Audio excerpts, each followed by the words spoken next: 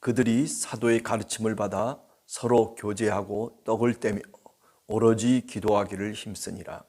사람마다 두려워하는데 사도들로 말미암아 기사와 표적이 많이 나타나니 믿는 사람이 다 함께 있어 모든 물건을 서로 통용하고 또 재산과 소유를 팔아 각 사람의 필요를 따라 나누어 주며 날마다 마음을 같이하여 성전에 모이기를 힘쓰고 집에서 떡을 떼며 기쁨과 순전한 마음으로 음식을 먹고 하나님을 찬미하며 온 백성에게 칭송을 받으니 주께서 구원받는 사람을 날마다 더하게 하시니라. 아멘.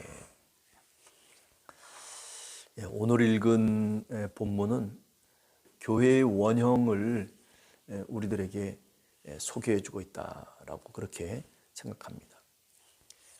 37절에서부터 쭉 이렇게 보면은 최초의 교회가 어떤 사이클, 순환의 어떤 고리를 갖고 있냐면은 많은 사람들이 예수를 믿고 회개를 하고 그 다음에 예수 그리스도의 이름으로 세례를 받고 죄 사함을 얻게 되죠.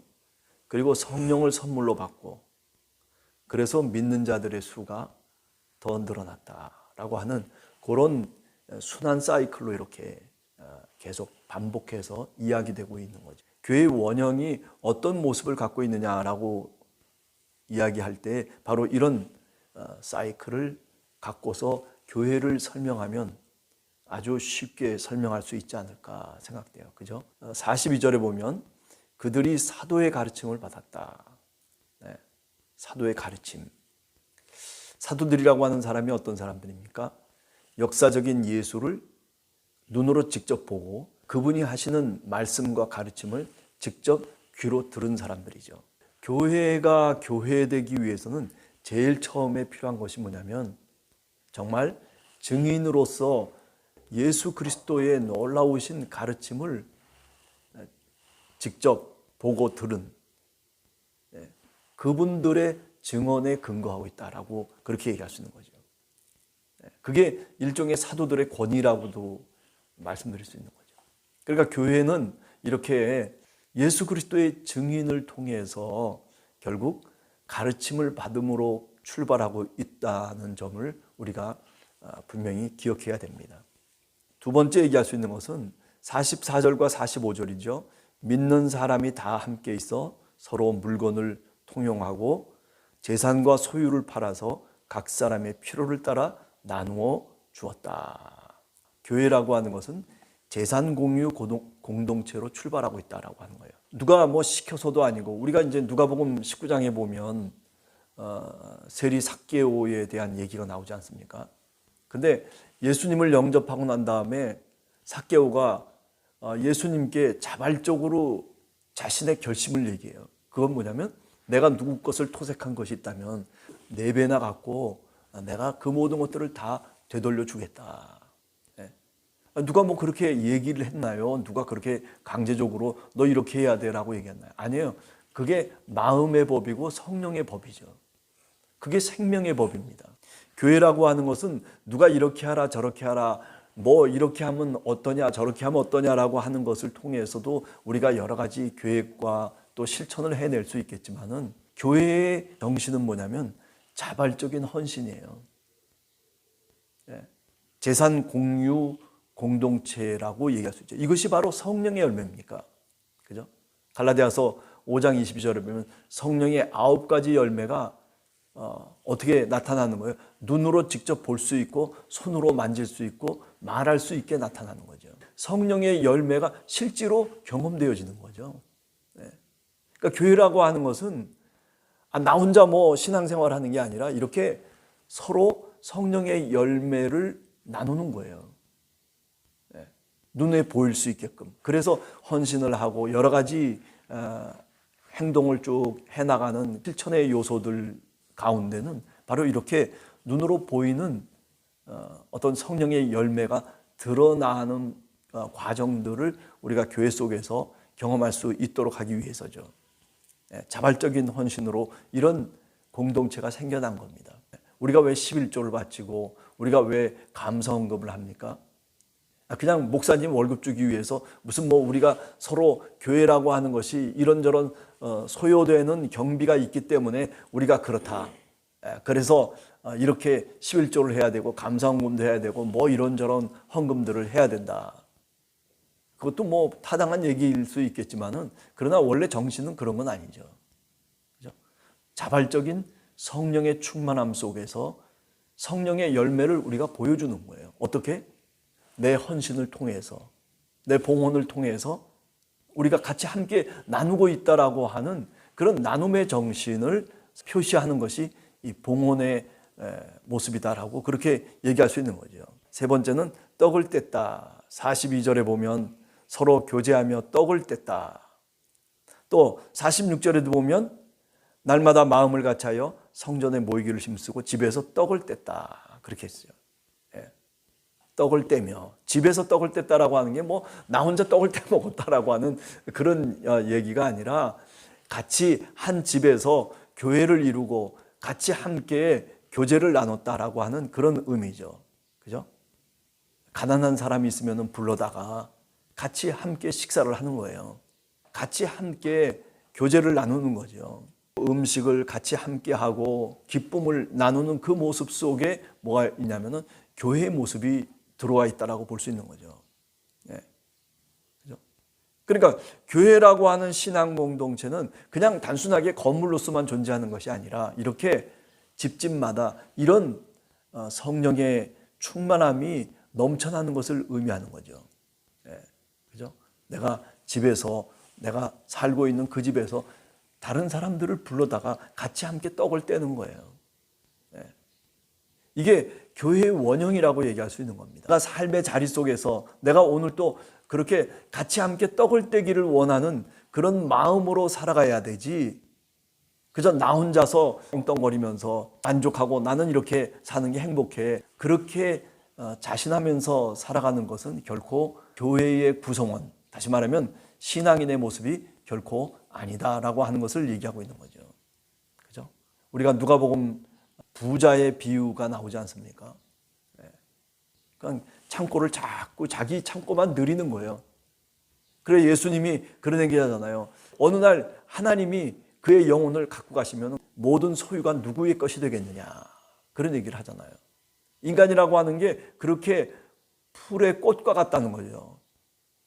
그렇게 사실은 어떻게 보면 나약한 존재인데도 불구하고 그런데 자신의 욕망을 채우기 위해서 별의별 짓을 다 하는 거죠. 그 욕망이라고 하는 게 뭐 경제적인 것만 있겠습니까? 물질적인 것만 있겠습니까? 아니에요. 권력에 대한 욕망, 지식에 대한 욕망, 뭐 이런 등등의 것들이 이제 합쳐지는 거죠. 그래서 인간이라고 하는 게 그 욕망의 열차에 타가지고 그래가지고 그냥 끝까지 악셀레이터만 받는 거예요. 이게 스탑을 할 땐 스탑을 하고 쉬어갈 땐 쉬어가야 되는데, 근데 그러면 경쟁 관계에서 밀린다라고 생각하는 거죠. 그래서 오늘날 우리 현대 사회라고 하는 게 갈 때까지 가지 않습니까? 오늘 우리가 세계상을 가만히 이렇게 보면 그저 갈 때까지 가는 거예요. 그리고 결국에는 어떻게 됩니까? 결국엔 전쟁으로 끝나고 말아요. 자신들이 지어놓고 자신들이 편안하다고 바벨탑을 쌓아놓고 다시 바벨탑을 부셔버리는 그런 일들이 다반사로 일어나고 있는 게 오늘 우리들이 살아가고 있는 세계상 아닙니까?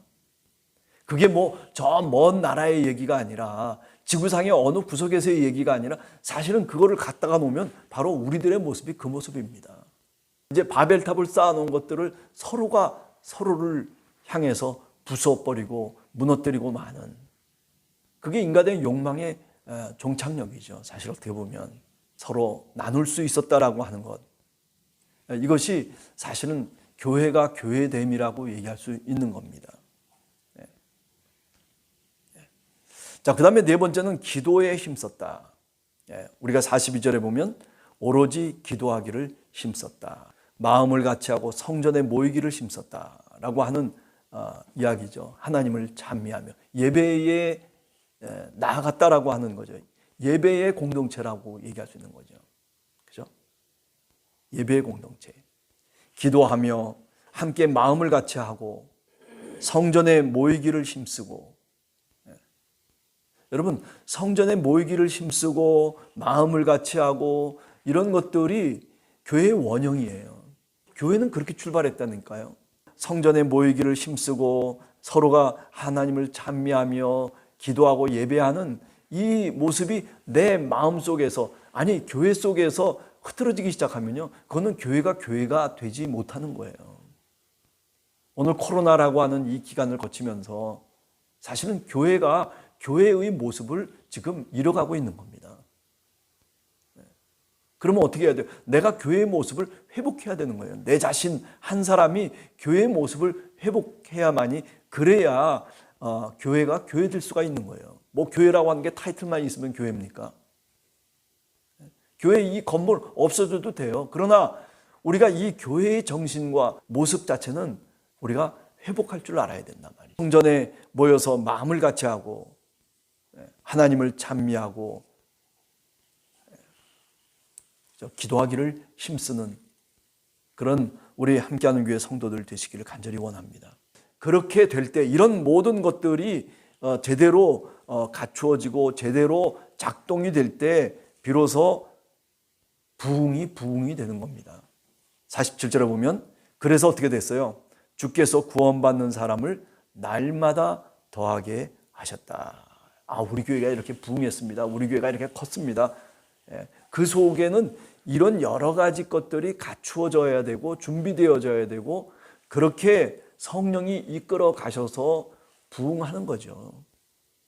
근데 그거는 없이 그냥 뭐 숫자만 많아지고 뭐 여러 가지 경영적인 방식을 통해 가지고 사람들을 모아 가지고 그저 우리 교회 이만큼 컸습니다. 이거 다 하나님의 은혜입니다. 하나님께서 우리를 축복해 주셨습니다. 축복은 뭘 축복입니까? 그죠?